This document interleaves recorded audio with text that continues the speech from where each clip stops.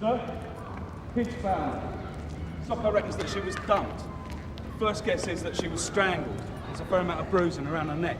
Any sign of any ID? Yeah, rail card. Her name's Sally Ryan. Husband reported her missing yesterday. You're an ex-ambit man yourself, Jack. You know what it's like. No easy rides. But it beats chasing kids who've just turned over the local tobacconist. Well, we have our moments. So, what do we know? Not much. It was her husband reported her missing. Anything on him? Nothing. The officer who took the MISP report said he was very normal. Panicky, upset, like a man whose wife's gone missing. Harry, you know Superintendent Greenall, Yes, we've met. and this is DS McInnes. Anything with the body? Well, it looks like she's been strangled, but there's no immediate signs of anything sexual. So it's good news, bad news time. The good news, Mr. Ryan, is we'll find your wife.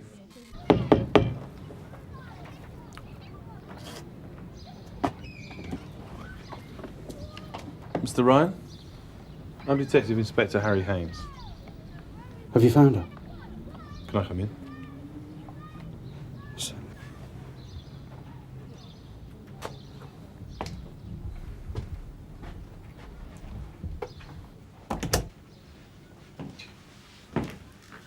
I'm sorry, Mr. Ryan. We found a body this morning. We think it's your wife. Was she hurt? Well, the person we found was dead.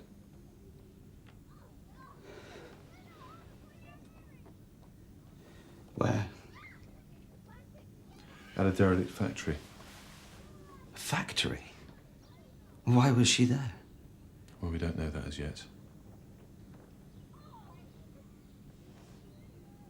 Was my wife killed? We don't know that either.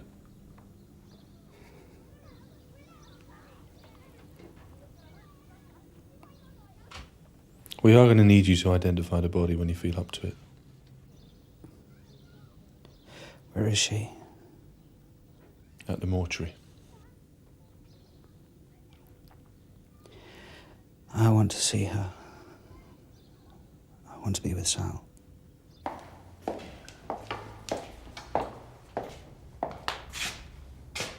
Mr. Ryan?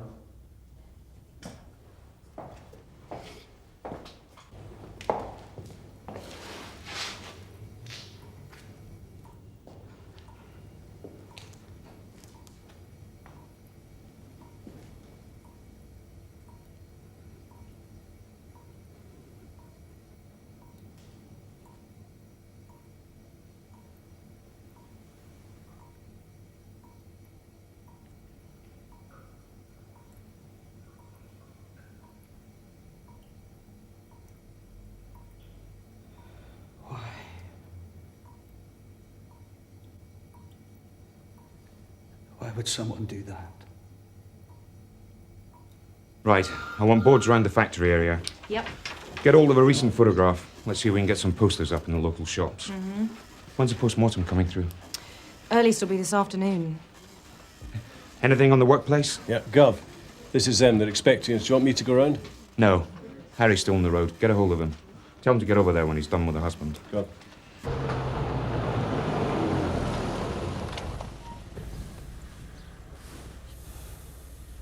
Obviously, we're going to need to have a chat, so I'll be sending an officer around to you in a little while, all right? Yeah, of course. And look, thanks for coming with me down to the yard. It's all right.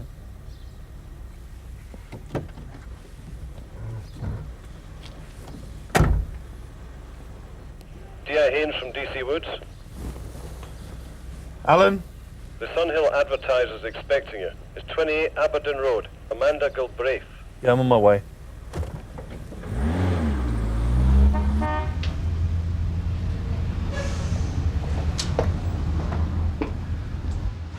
Mr. Haynes. Yes. I'm Amanda. I can't believe it. Sorry, come through. I was worried when she didn't ring in. So unlike her. This is her desk. I'll need to speak to some of her colleagues, if that's all right. Oh, there's really only me. The sales department doesn't have much to do with the rest of the paper. Oh, here, take a seat. No, it's okay. Did you get on well? Suppose we did, yes. I mean, we're not exactly friends, but she's a nice person. If she was worried about anything, would she have told you? I don't think she'd say anything if the world was falling apart. She's, you know, contained. Even when we used to go out for a drink, I'd go on about what a mess my life was in. She never seemed to have much to complain about. Did you often go out for a drink? Till a few months ago, yeah. Tuesdays are a bad day for us. We go out for a couple of drinks to unwind. Why'd you stop? She said she had another engagement. She told me not to tell Jeff. If he asked, I was to say we were going out as usual. An affair? Possibly.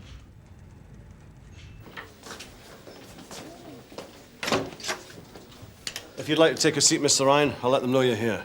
Luke, could you get Mr. Ryan a cup of tea or coffee or something? Yeah, sure. Okay. Let's see if we can get some more actions up on this board. Gov, Mr. Ryan's here. I've put him in number 4. Thanks. Harry. Yep.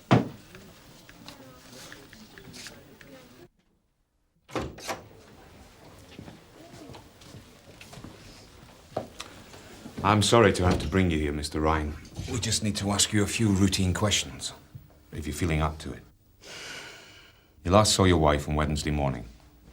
She left for work as usual, nothing different, no change to her routine. Everything was normal. When did you start to worry? When she didn't come home at the usual time, Which was, 6:15. when did you report her missing? I waited till 9. Sally is a very ordered person. When she doesn't come home at the usual time, then you know something's wrong.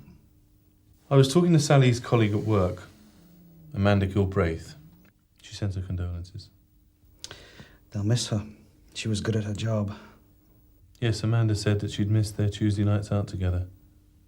Did Sally ever talk to you about those evenings? Tuesday was deadline day. They'd go out for a drink after work, let off steam. She always did that, did she? She never broke her routine for any reason. Not as far as I know. Why? Well, it's just that Amanda told me that they hadn't been going out together recently. I take it she wasn't with you. No. And you've no idea where she was going. Can you think of somewhere she was going that for some reason she didn't want to tell you about? No, I can't. Mr. Ryan, were you and Sally happy together? Was my wife having an affair? Is that what you're asking me? She was my wife, for heaven's sake. And now she's lying dead in the mortuary. We're not jumping to any conclusions at this stage, but we do have to explore every possibility. And if there's anything you can tell us... It was meant to have ended months ago. What was? Sally had a brief fling with a man. It started as a one-night stand, got out of control and became an affair. When did you find out about it? When it ended. She told me. She had to. She came home one night with bruises all over her body. He wanted her to leave me, but she wouldn't do that. This was about 8 months ago. Do you have any idea where this man lives? Right. With your permission, I'd like to send a couple of officers round to your house. They may find a clue as to where this man lives. She told me it was all over.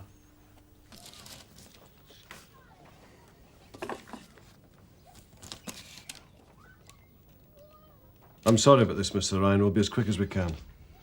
Alan?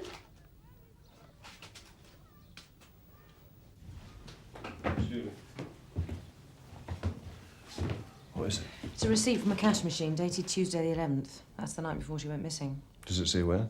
Walthamstow. That's a bit out of our way. It looks like she used to regularly draw money out of this branch on a Tuesday night. Do we know what she was doing in Walthamstow? Well, apparently her diary only had 2 numbers with a Walthamstow prefix. One was a taxi firm, the other was a private number registered to a Patrick Bridges. Let's pay him a visit.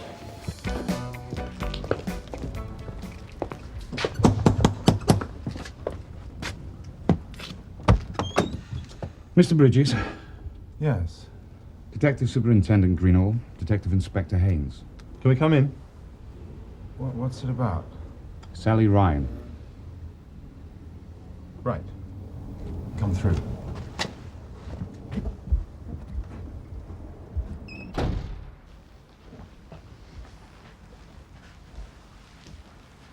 So, was she a friend of yours? Not exactly. Why? I have some bad news, I'm afraid. Sally Ryan's body was found this morning. We think she was murdered. Oh, God. We're just making some routine inquiries, trying to establish her movements, that kind of thing. Of course. Did Sally visit you regularly on Tuesday nights? Yes, she did. Would you mind telling me the nature of your relationship? That's none of your business. Mr. Bridges, you're one of Sally's few regular contacts. We need to chase up all leads. Sorry, I can't believe it. Our relationship, it was nothing. It wasn't sexual, if that's what you think. Well, if she wasn't a friend, and you weren't having a sexual relationship, then why is she be coming here for the last 6 months? I'm her counselor. She came to me for relationship counseling.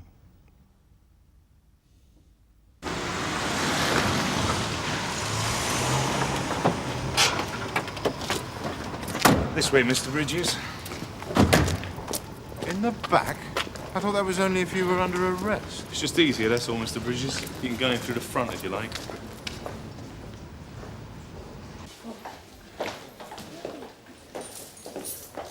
Bob, can I use the room? Yeah, 4's free. Be all right in there. Cheers. Okay, pin him up. Okay. Well, I tried all the main agencies, and according to them, Bridges doesn't even exist. So he's not a counsellor. Not a registered one, no. I'd like to know how he's going to explain that. So, you say you're a counsellor. I don't say I am. Now, who do you work for? I'm private. Well, who are you connected to? Relate? Your local counselling centre? No, you don't have to be connected to anyone. It's perfectly legal to set up on your own. As long as you have the proper qualifications. Well, you must be qualified, surely. Psychiatry? Psychoanalysis? Nursing? It doesn't follow that just because you've got a few letters after your name, you're a good counselor. Sir, you have no qualifications whatsoever.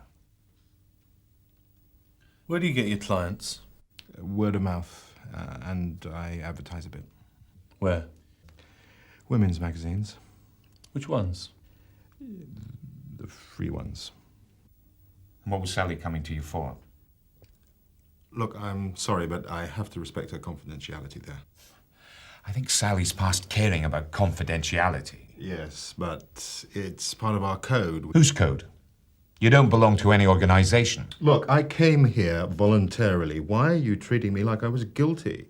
Patrick, a young woman comes to your house and is later found murdered. You say you're a counselor, but by your own admission, you have no qualifications and you won't tell us what you were discussing. All right. I think I may have made a mistake. Go on.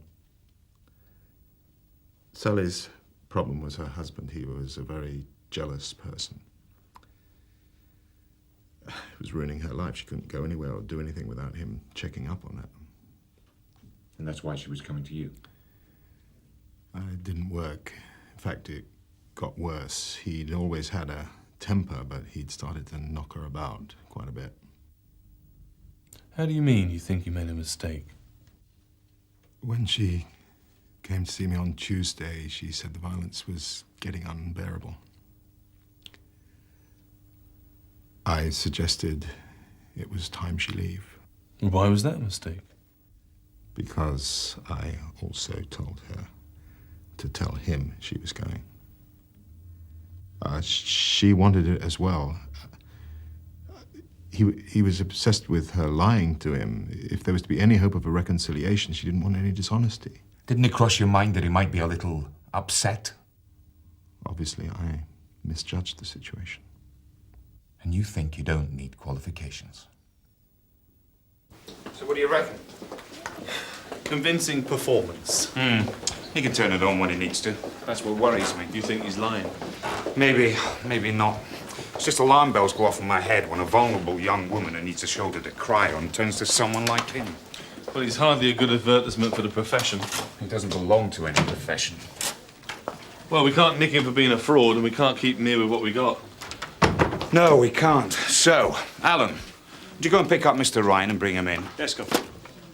I think it's time we had another little chat. We've located the man that Sally was visiting on Tuesday evenings. And? Has he confessed? Not exactly, no. In fact, he said he wasn't having an affair with her. Really? He says he was counselling her. Counselling her? In her marriage. And you believed him? Did you have problems with your marriage? Obviously. Did you have a row? Of course we rowed. We were a normal couple. What about? I don't know, the usual things, the same things that you row about with your wife. Did you ever hit her? No. Did you stop Sally from going out when she wanted to? Oh, what is this? Did Sally say she was leaving you on Tuesday night? No, she didn't. Sally wouldn't leave me for him. Is that what he said? He said you were possessive. Intensely jealous.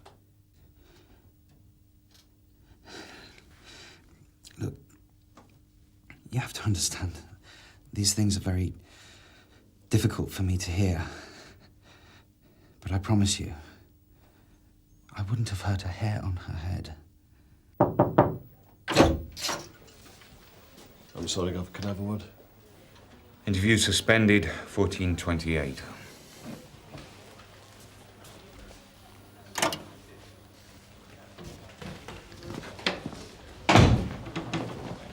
Just had a post-mortem report back. There are several distinctive bite marks in the torso.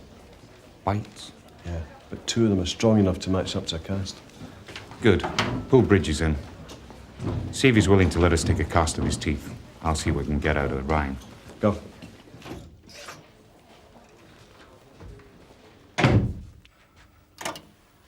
Interview resumes, 1429. Those present as before. So the last time you saw Sally, there was no row? No. Did you have a fight? No. What about the night before? No, I keep telling you, I'm not a violent person. So in the whole time you were married to Sally, you never hit her or hurt her? Why would I hurt her? I loved her. Certainly we had our problems, but we would have sorted them out. And you'd swear to that in court, would you? On everything that is sacred, I would swear I never hit Sal. Did you ever bite her? What? Did you ever bite her? Why? Did you? No. We found bite marks on Sally. I never bit Sal. No. I'm sure you didn't. Because as you said, you never hurt her. You'd never hurt her hair on her head. And if you were to tell us that you bit her, and these are nasty, vicious bites, not playful love bites. If you were to tell us that, then we really couldn't believe what you said about not hurting her. Or in fact, anything you've told us. Could we? As a precaution, of course, we'll have to take a cast of your teeth. Just to prove that they don't match up with the teeth marks we found on Sally's body. If that's all right with you, Jeff. Jeff? Yes. I'm not a nutcase, you know. Nobody's saying you are. I'm not one of these people that hates women. I know that. I loved Sally. I just got pushed too far. I believe you.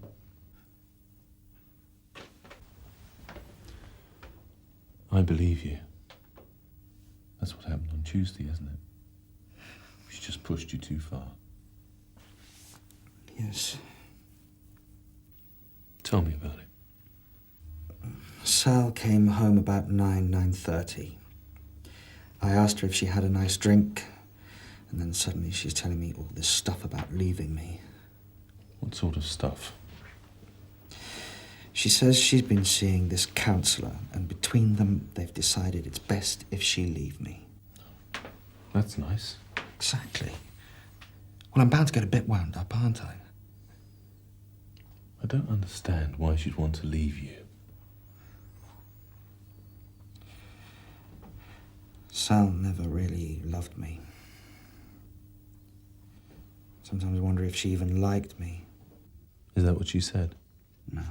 She came out with this nonsense that her counsellor had been feeding her, that I was too jealous, too possessive, never let her out of my sight. You know, the sort of thing. How did you react to that? I had to laugh.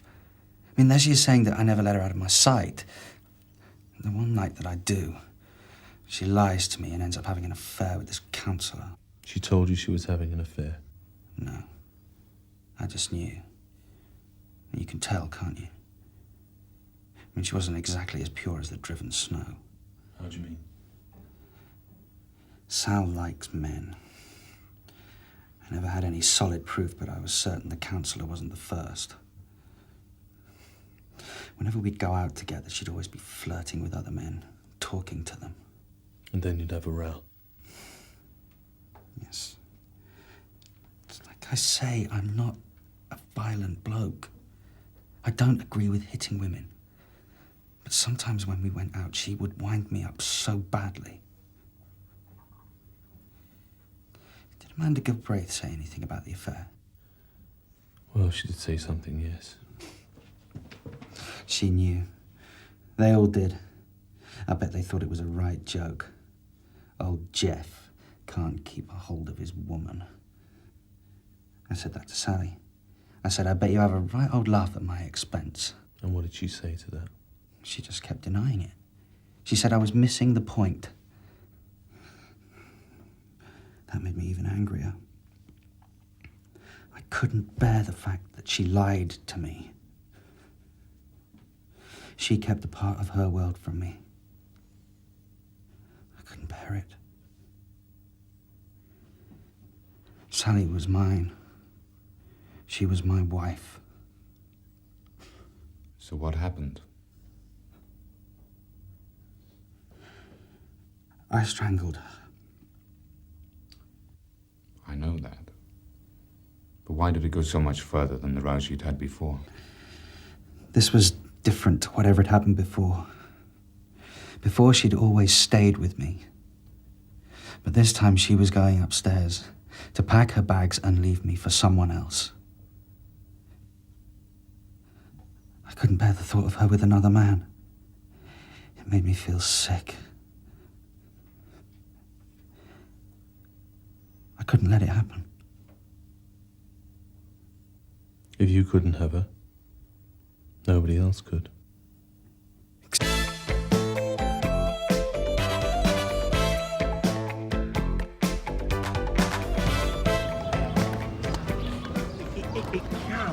Get off of him! Oi! Get up here. What's going on, eh? Hey? He started it. I don't know, a nice day like this, can't you find anything better to do with yourselves? Sorry. It's all right. I should think so. Now look, get on your way and try and behave yourselves a bit more in future, all right?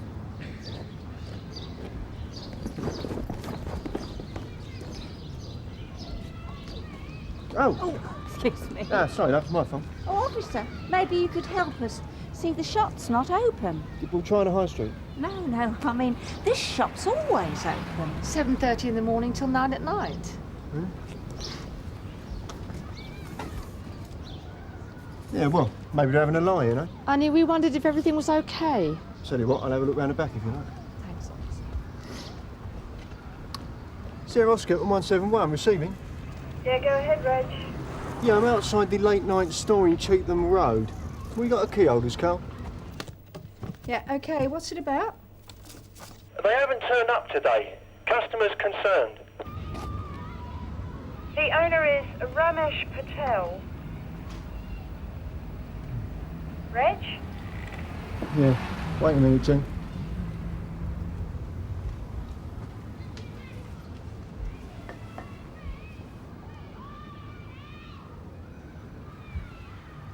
Yeah, Joan, we're going to need an ambulance. Joe, Tosh, you free? Yeah. Got an assault on a shopkeeper. Aggravated burglary? We don't know yet. Hollis is at the scene. Veena Patel? Yeah, she runs a shop with her husband, Ramesh. Uniform are trying to contact him. In fact, you two probably want to speak to him yourselves, won't you?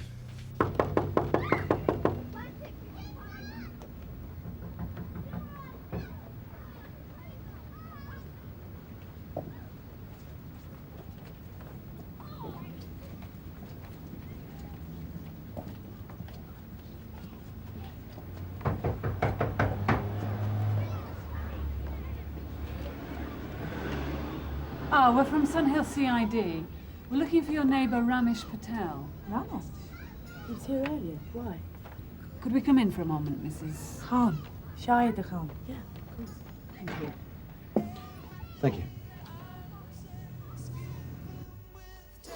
I'm afraid it's a bit of a tip in here at the moment.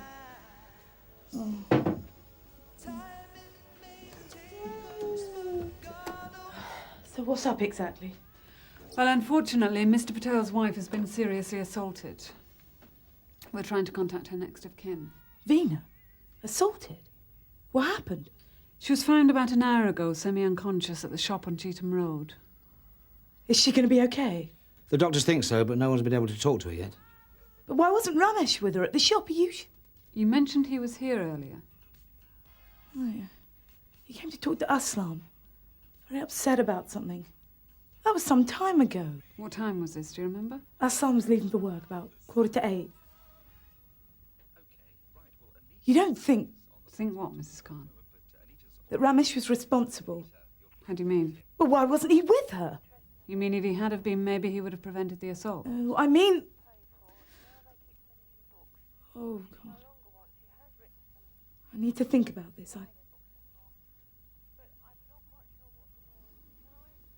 Are you sure he wasn't at the flat? Well, if he was, he's not answering the door. Right.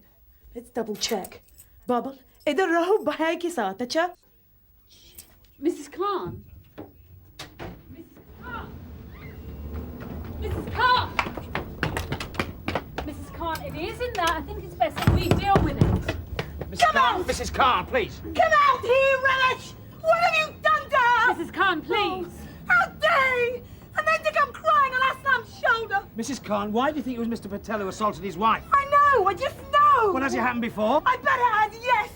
And now he's gone too far! Mrs. Khan! And he's too much of a Mrs. coward! Khan! Even to come to the door! Mrs. Khan, please. Oh. Please! Let's just find out whether he's in there or not, yes? Please? Okay? Yeah. Mr. Patel?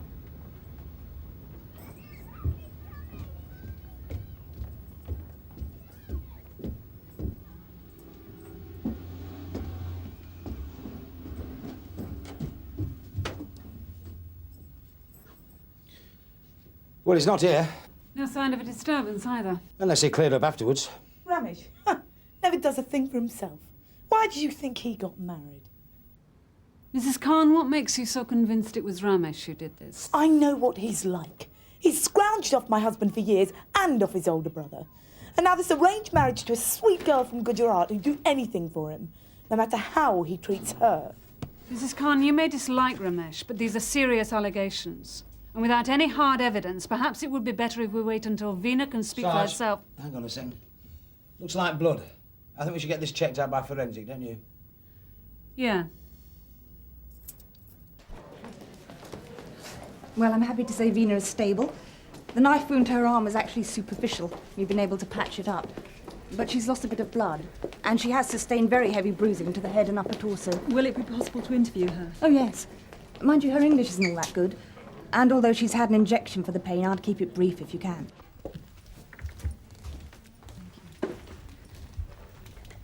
Veena? I'm Norika Datta from the Domestic Violence Unit at Sunhill Police Station. I'm here to ask you what happened. Did you and your husband have a fight this morning? What was it about? I tried to be a good wife. Of course, Veena. There's nothing to be ashamed of. He is always angry. What was the problem this time? The cooker. It is too dirty. He says I must clean it. Go on. I say, how can I? It is 1:30 in the morning. The shop must open 7:30. This was last night, was it? He was very drunk. He tells me to do it early in the morning. Then he goes to bed. And in the morning? I clean the cooker.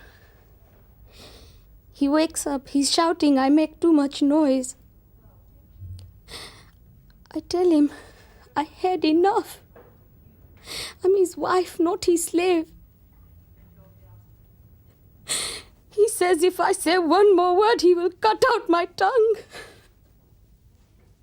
He has the knife. I say, go ahead. Then who will talk to your customers? He grabs my hair. I scream. I try to run. And the knife cut me.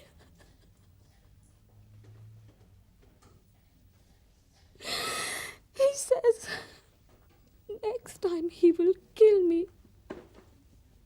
I tell him, I don't care anymore. I want to die.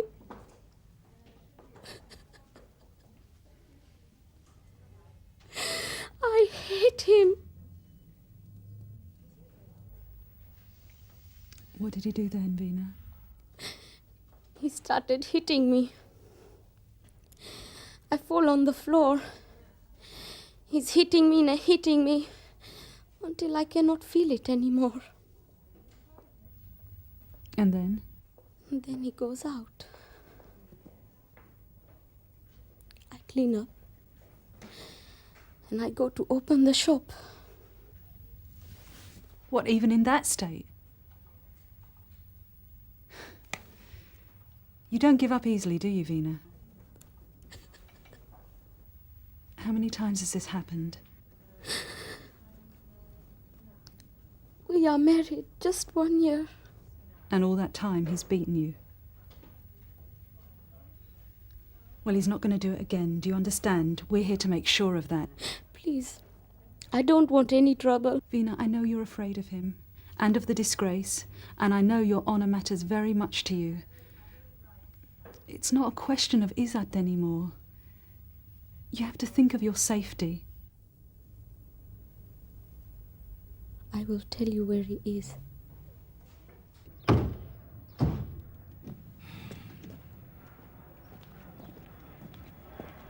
It's a bit flash, isn't it?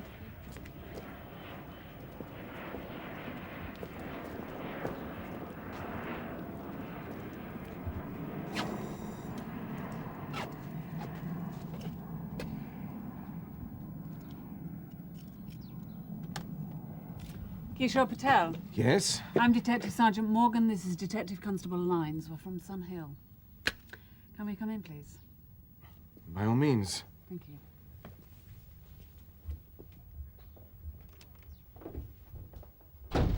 Are you Ramesh Patel? What do you want? Ramesh, these are police officers. We'd just like to ask you a few questions. I don't have to listen to you. Mr. Patel. Ramesh!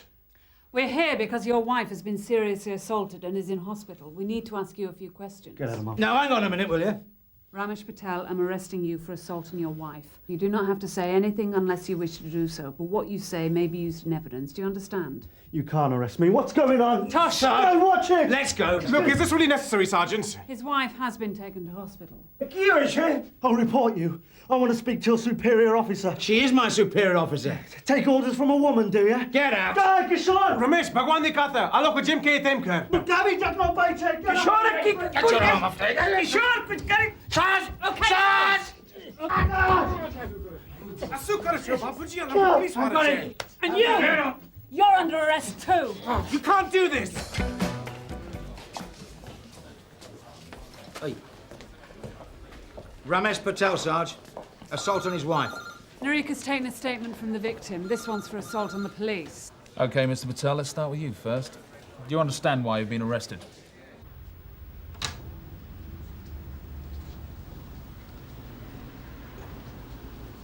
Yes, sir.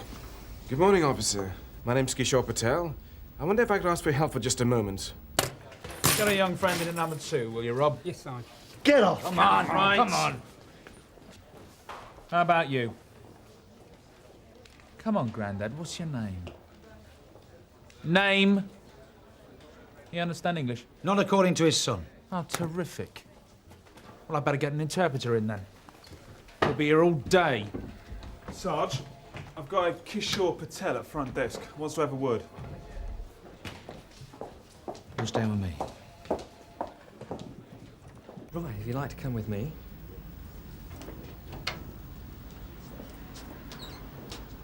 Don't mean to trouble you unduly, Sergeant Morgan, but I think we should talk. Oh, really? Things got out of hand earlier. I lost my cool. But let's see if we can't work together now. How do you suggest? Well, for a start, you'll obviously need an interpreter if you're going to place my father under arrest. Yes, we've just been establishing that. Which presumably means going to someone on your approve list who will take hours to get here and who will charge you for their services. And who my father may not want to speak to anyway. He can be devilishly stubborn if you force him to a corner. Runs in the family, does it? Is it? Ray, the old man doesn't speak any English, but his son's here and could help us. Yeah, okay, providing he's only here for the translation. Could you sign it, please, Tony? Money आती बाहर निकालो बेटा. एक minute बापूजी बदू ठीक दे जैसे. Get this old soaked into cell 4, please, Ted.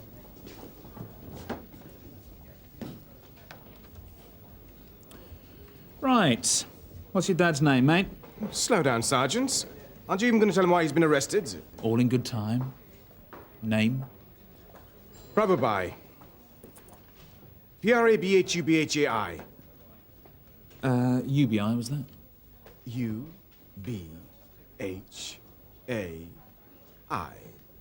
Slow enough for you, Sergeant. Prabhubai Patel. Right, Mr. Patel. Your father has been arrested for assaulting a police officer. Will you explain that to me? Assault? Well, that's absurd. He hardly even... Just tell him why he's here. He didn't even know who these people were. He's only in England on holiday. Oh, really? Got a valid visa on his passport, has he? Of course. Could I see it, please? His passport? Why would he carry his passport with him? Do you carry yours around with you? If your father can't show us his passport, we can only assume he's in the country illegally. Do you have any idea who I am? I own 7 shops in this area, for heaven's sake. I'm a regular contributor to the Police and Community Consultative Group. Oh, really? And your Chief Inspector, Derek Conway, is a personal friend of mine. Now, I think it's about time you got him down here, so I can speak to him, don't you? Take him back to the waiting area, please, Joe. This way, Mr. Patel. So, with the statement she's made, we can bring charges. Ramesh will probably appear before the magistrates tomorrow morning. You can stay at our place for the time being.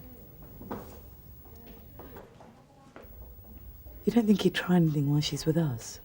Well, the magistrates will probably put conditions on his bail, which means if he even comes near her, we can arrest him again. Immediately. How easy would it be for Veena to move into an Asian women's refuge? Well, I could arrange that if that's what you prefer. That way, Ramesh wouldn't even know where you were. There's time to think about it. What she's most worried about right now is everyone knowing what others in the community will say. Well, you're going to have to face that, Veena. Because the only way to stop a man like Ramesh is to take action against him, again and again, till finally he starts to get the message. Come in, Mr. Patel, please. It's not just what has happened, Mr. Conway. It's the manner in which your officers have behaved. I came here to help and find myself the subject of petty taunts and abuse. Mr. Patel, as I understand it, Sergeant Steele agreed to let you visit your father, not act as an unofficial solicitor. He treated me with contempt from the start. And as for his suggestion that my father is some sort of illegal immigrant... Well, we do have to consider the possibilities, Mr. Patel. Nonsense! His sole objective was to undermine me by offending my father, who is now in a cell when he shouldn't even be here in the first place. Your father was arrested for assaulting a plainclothes officer. Or as he saw it, for trying to defend his son from 2 total strangers. Yes, but according to D.S. Morgan, your father carried on fighting after you'd twice told him to stop. And she understands Gujarati, does she? Mr. Conway, Prabhubai is 64. His hearing is not all it might be. And your officers were being very heavy-handed with Ramesh. They were there to arrest him for assault. And that gives them the right to drag anyone with a black face in the back of a car like a common criminal? There's no need to exaggerate. Oh, come on, it's crude racism. I sometimes wonder if you know what that is. Mr. Patel, I deal with cases of really terrible racism daily, and this is not one of them. Perhaps there was a misunderstanding, but I do have other responsibilities in this matter, not least to Ramesh's wife, who's been the victim of savage domestic violence. So, you come into our home with your piecemeal solutions and expect us to cooperate no matter how you behave. Respect runs two ways, Mr. Conway. Your officers have got to learn respect for our people if we're going to respect them. All right. Now, look, I've suspended everything else I was supposed to be doing this morning in order to involve myself fully in your case. So please, don't lecture me about my job. And do stop behaving as though you're the first person in Britain ever to be rubbed up the wrong way by a custody sergeant. Your wife has told us that this morning you not only cut her with a knife, but that you then knocked her down and repeatedly kicked her when she was on the floor. Is this true? Of course not. She fell over and cut herself. She bruises easy. Now, can we get this over with? I got things to get back to. Mr. Patel, we'll probably be holding you here overnight. And depending on who's on the bench tomorrow morning, you could find yourself banged up for a good while longer than that. She's joking, ain't she? It's unlikely for a first offence. But this isn't the first time, is it? A neighbour has told us that she often hears violent arguments coming from your flat, and that this morning there was a particularly nasty one. It's a lie. Evil bitch. If you're going to be any more abusive, you can go back to the cells to cool off. Maybe the two of us could do with some time to talk. How's the interview going? Slow but steady, sir. We'll get there in the end. Good. Andrew and I were just discussing the problem with the old man. Sir? Well, given his age, the obvious confusion at the time of arrest, given his limited English, you know. You mean in the name of good community relations, could we drop the charges? Joe, this has been a very difficult arrest, but you got the man you went in for, and it does look as though you're going to get a conviction, so why make trouble for yourself? I don't follow, sir. Kishore Patel is a very influential man. In his present mood, he's liable to do everything in his power to obstruct us, putting his full weight behind Ramesh in court. Now, if we drop the charges against his father, I think that could make all the difference. Hopefully, it'll get him off all our backs. And they say there's no such thing as racial discrimination in this country. I think the old man's learned his lesson, Ray. He won't do it again in a hurry. Yeah. Mr. Patel, I hope your faith in the police has been somewhat restored. Certainly, Mr. Conway. Thank you. Your efforts are greatly appreciated. In fact, you've demonstrated perfectly the fact that some things are best resolved, how shall I put it, behind closed doors. Which is why I wanted to think again before you charge Ramesh with assault on his wife. Ramesh can't put himself above the law, Mr. Patel. No. But in our community, we have our own ways of dealing with these problems. I don't know if you understand. Look, what would happen if your shop was broken into or vandalized, or your car was stolen? What would you do about it then? You'd call the police, wouldn't you? Just like everybody else. That's different. I'm talking about family matters. No man has the right to beat up a woman, Mr. Patel. Not in any family. You can use that phone there, Mr. Patel. Thank you. Norika. Sir? Kishore Patel, Veena's brother-in-law, wants to know how Veena is feeling. Well, she's stable, but they want to spend the night in hospital. He's been on at me for the last hour. Now he's starting to suggest that perhaps his family can deal with the problem on their own. I thought perhaps you'd be the best person to steer him away from that notion. Right, sir. Good girl. Can I ask what exactly you're planning to say to Veena? I just want to wish her well and talk through the options of what we do now. What does that mean, Mr. Patel? Well, I'm sure that so far she's heard everything from a legalistic point of view. I just want to put the other side of the story. In other words, you want to make her drop the charges, is that it? If necessary, yes. If behaving in such a way would be counterproductive. Look, have you not thought that if this goes to court, she'll be utterly disgraced, an outcast? Or do you really think that'll make her happy? I've just been exploring the possibility of Veena moving into an Asian women's refuge. She'd get all the support she needs there and be a lot happier without a lot of pressure from men like you who think they know what's best for her. Oh, really? Well, I think I know Veena just a little better than you. And maybe I do know what is best. It certainly isn't for her to turn her back on her culture as you seem to have done. My culture's exactly the same as yours. The only difference is that I'm seeing this from a woman's point of view. Listen to yourself. The arbiter of British justice. This is my job, Mr. Patel. And British justice may not be perfect, but Veena has absolutely nothing to gain from going back to Ramesh, unless you want to see her intimidated and confused and put back in her place again. Well, of course I don't. But I do think she should listen to reason. In other words, she should obey you, which makes you just as much of a bully as your brother.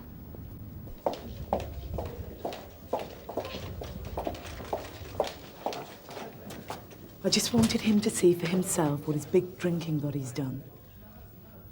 How is she? Not too good, Kishore.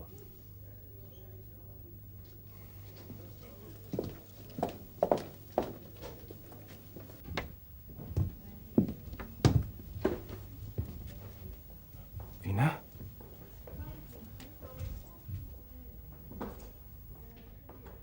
Hello, Kishore.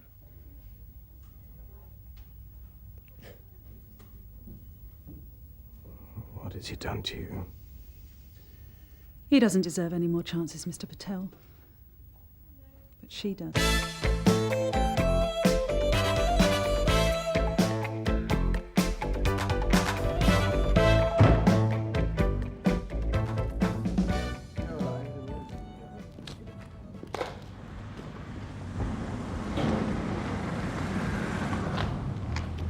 They didn't hang about, did they? No, they're not on the main set. They're on the way before I even asked for them. Still in there, Sarge? You think so, Debbie? Oh, I'm sure I locked the door after I'd seen him. Right, you ready? See what he thinks of Piper, shall we? Right. 595, you in position? Just about, Sarge. Where's this place anyway? Storage warehouse, house contents and that. It doesn't look like anyone's been out of here recently. Not with a three-piece suite, they haven't.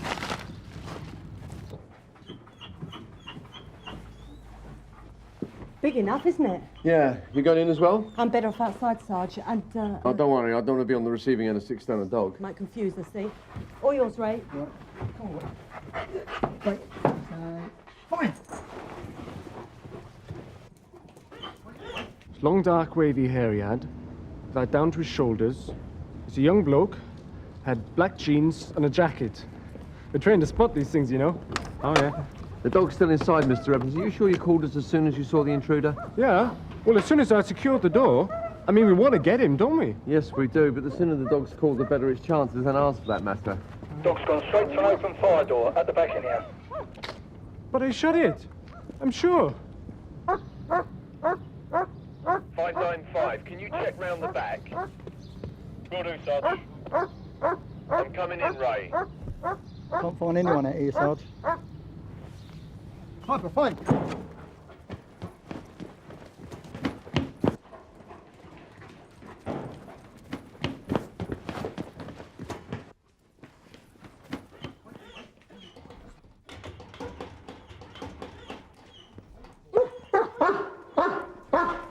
You had it on his toes, Ray? Looks like it, but he's taken a lot of interest in this container.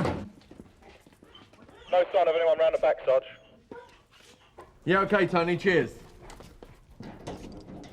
218 from 92, you receiving? Yeah, go ahead, Sarge.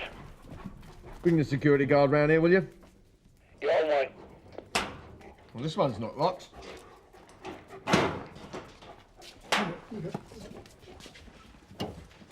What are you doing? This is where he must have been, Mr. Evans. The dog's trained to go to the most recent scent. Yeah, well, he can't have been in here. They're all kept locked. Well, this one wasn't, was it? Nothing, Sarge, but the dog thinks someone's been in here recently.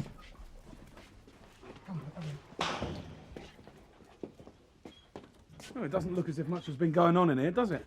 Just can't understand how it was open.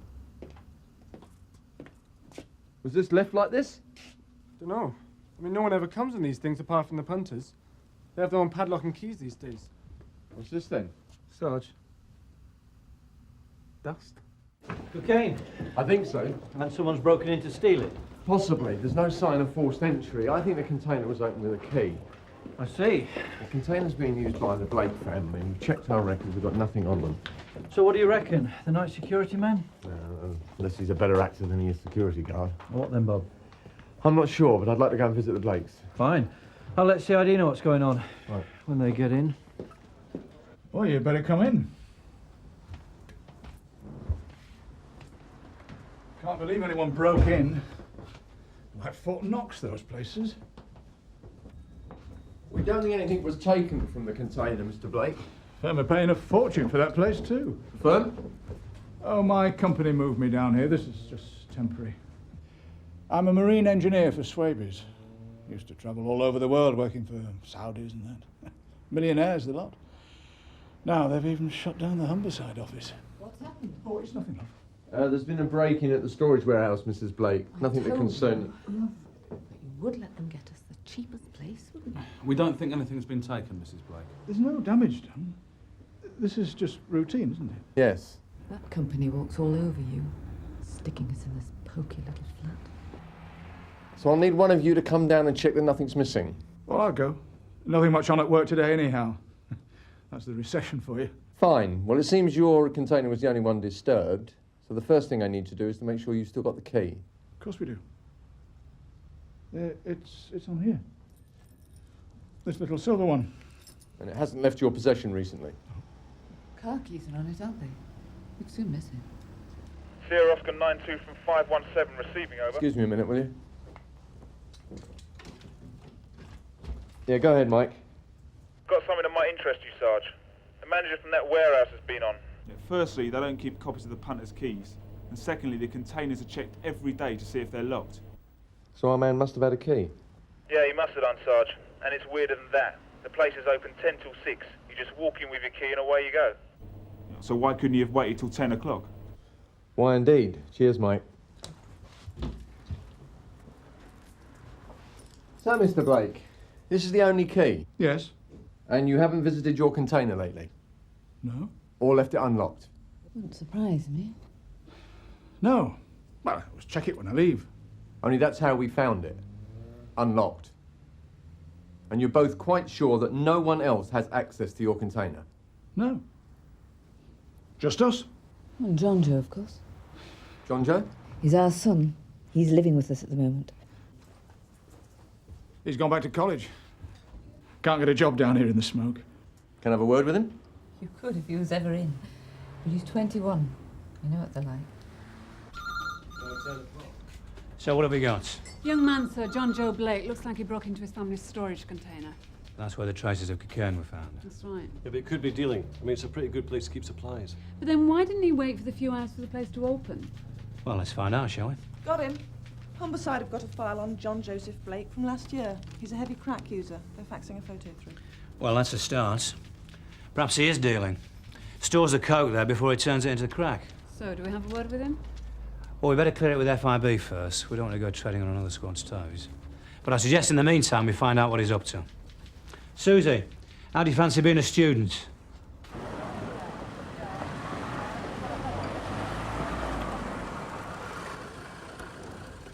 John Joe's due in at 10, according to Bob Cryer.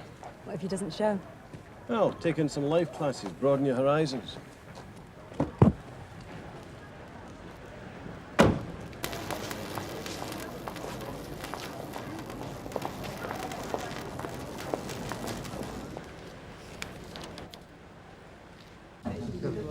What did you make of them, the Blakes? Something's not right. She's certainly got him under her thumb, hasn't she? Yeah. He wasn't in any great rush to tell us about his son either, was he?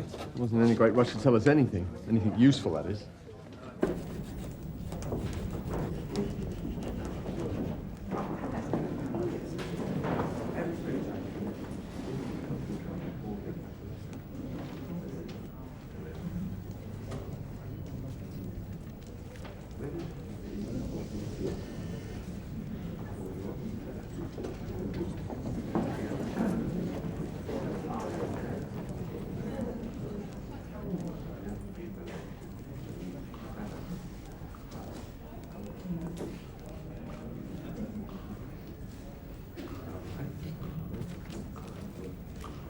Got him,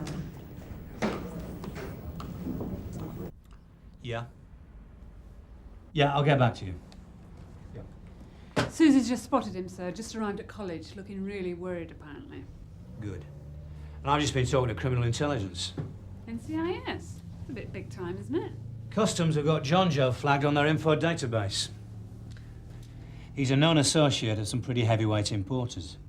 So, do we back off now? No. As long as we don't interfere, Customs want to know anything we can find out about John Joe.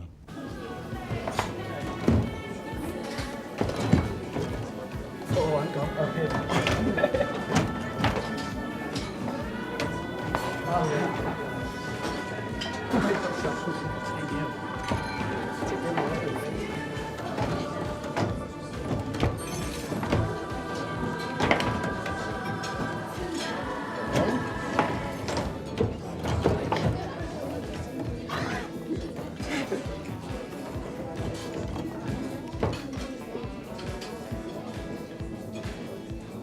It's coming your way, Alan. Can you handle it while I see what's been going down?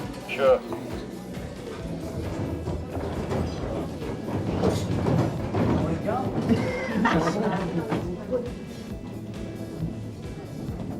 Hiya. Hi. I'm looking for John Joe. I hear he's selling. Yeah, he is. Real cheap, too. He's not even bothering to turn it into crack. It looks like he needs to raise the cash fast. Well, let's hope he manages it soon. Sir? Well, then we can see where he takes it. I mean, if he was desperate enough to break into his own container, he must be under some sort of pressure. Probably from somebody further up the chain. Morgan from Woods. Go ahead, Alan. John Joe's moved on, Sarge.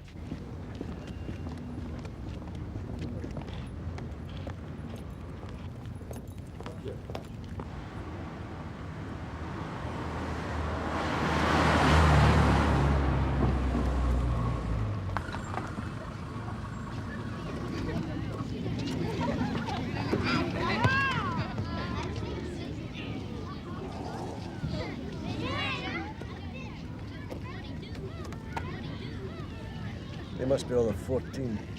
Is he selling? He's trying to.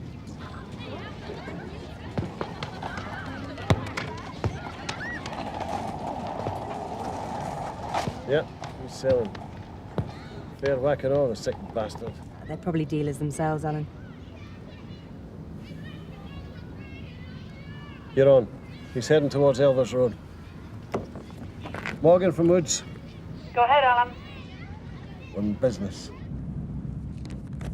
I'm just down by the river now, Alan. Do you want me to come any closer? Not unless you've packed your water wings.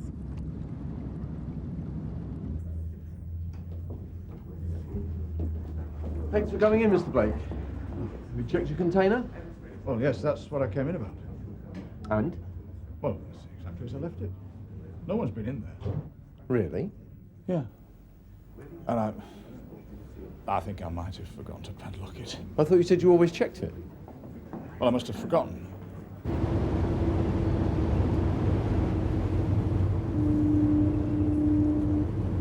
We're just coming into Rotherhithe now, Alan. How far away are you? We're just coming over Tower Bridge. You better get your skates on. Looks like he's getting off. Well, Dad's telling porkies. Doesn't mean to say he's a crack dealer, Bob. No, I'm not saying that. Well, he's covering up. I mean, he knows his son was in the family container for some ill-gotten purpose. So he's just doing the usual funnel job. Yeah, but he didn't need to do anything. All he had to do was to call in to say nothing was missing. Instead, he comes in and lies to my face. Well, he's doing an extra good cover-up. There's nothing to suggest that he was involved, is there? Well, nothing specific, but there's something going on in that family. Well, we'll keep following John Joe till we find out.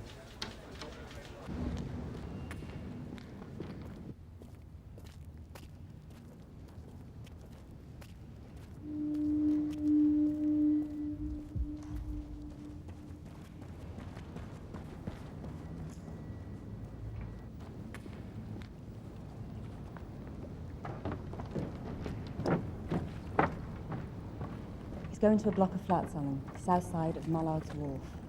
Where are you now? I'm in the road behind you. I'll come round the other way. No chance of seeing which flat it is. Stay back, Alan. He's not going in. What? Stay put. He's not going in. Someone's coming out to him instead. I don't know who he is, but he's a cut above the rest of John Joe's playmates. I'm parking up now, Susie. I'm coming round on foot. Okay. I'm in the old warehouse.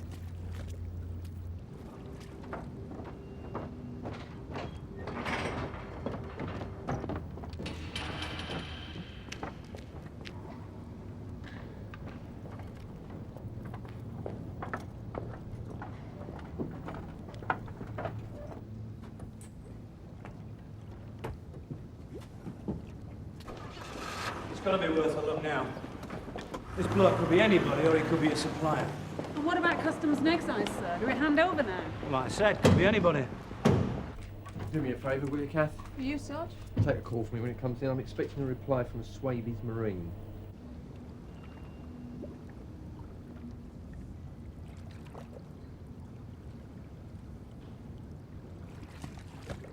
Any activity, Susie? Nothing yet, sir.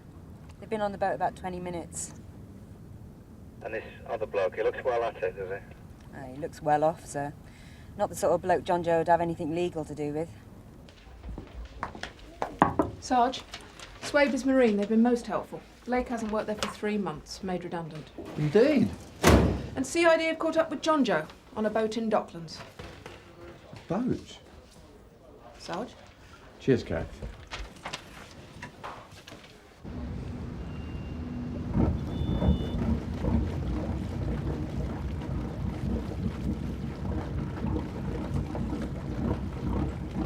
Better some craft.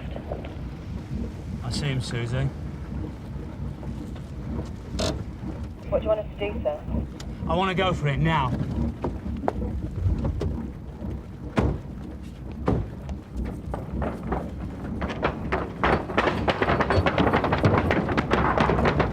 This Yarmouth Sun Hill. I believe you got a John Joe Blake on board. So, what have I have? I'm here to arrest him, and you are? Brian Tully.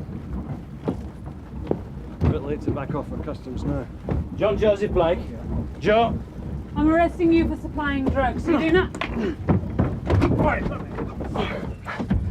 You do not have to say anything unless you wish to do so, but what you do say may be given in evidence. Joe, Alan, get him off the boat. Gov. Come on. Right, Mr. Tully. We're going to search every inch of this boat. Well, I shouldn't bother, because this is all you'll find. It's what you're looking for, I dare say. The return of a little loan I made my friend. Take it, Tom. But lending money isn't a crime, is it? Oh. Is everything all right? Yes, Mr. Blake. Just a bit of unfinished business. Who is it? It's nothing, love. I thought it was all tied up. Nothing lost, no harm done. No, sir, not for you. Well, then, how can I help you? You're a marine engineer, Mr. Blake, yes? Yes, that's right. Travelling the world, meeting interesting people in exotic places. Well, used to. Till you lost your job. How did you find that out? Simple phone call, Mr. Blake. It makes me wonder what you're living on. You've got a very nice place here. Yeah, well, that's none of your business. Oh, yes, it is. You must have worked on a lot of boats, and for a lot of people, including someone who's importing cocaine. Someone you introduced your son to? I don't know what you're talking about. Give it a rest, Mr. Blake. I think we need to have a word back at the station, don't you? Yeah, well, I'm not coming. Fine. We'll do it here then, shall we? What on earth's going on? It's nothing, love. Nothing at all. Stuart, for goodness sake, tell me. Sergeant. It's up to you, Mr. Blake.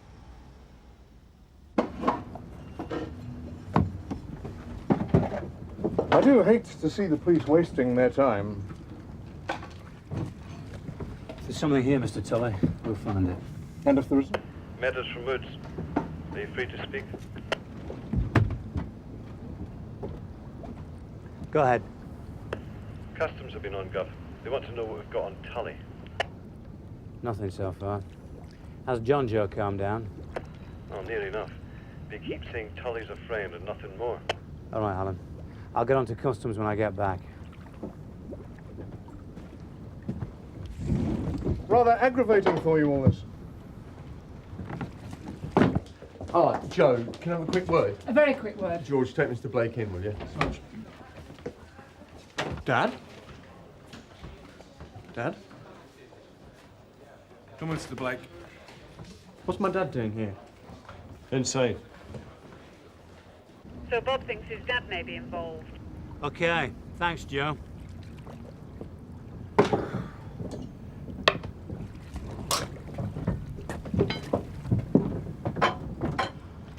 I want this boat fully restored. I do hope you can justify the expense to your superiors.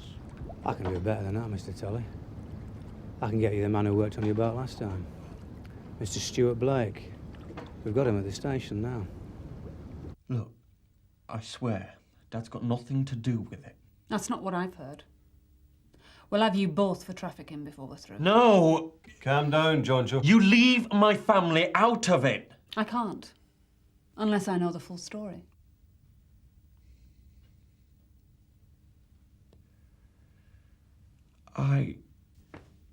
Yes? I did the deals. Dad doesn't know a thing about it. I've done nothing wrong.